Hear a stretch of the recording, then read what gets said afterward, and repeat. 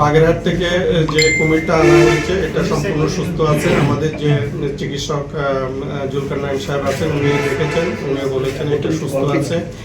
Normally কিন্তু কুমির নতুন পরিবেশে এসে খাদ্য গ্রহণ করে না, এবং একটা কুমির স্বাভাবিক পরিবেশে বা মানে অস্বাভাবিক পরিবেশে সে কিন্তু কয়েক বছর থেকে কয়েক মাস থেকে কয়েক বছর পর্যন্ত সে না খেয়ে থাকতে পারে।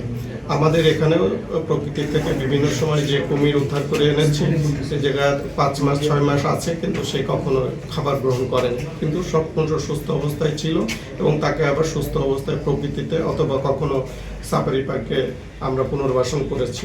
বাট এটা খুবই স্বাভাবিক। আমরা ঊর্ধ্বতন কর্তৃপক্ষকে লিখেছি, যেহেতু এটা আমরা উদ্ধার করে এনেছি, একটা উদ্ধার ও পুনর্বাসন কেন্দ্র, এটা সাময়িকভাবে রাখা যায়, দীর্ঘমেয়াদে এখানে রাখা সম্ভব নয়।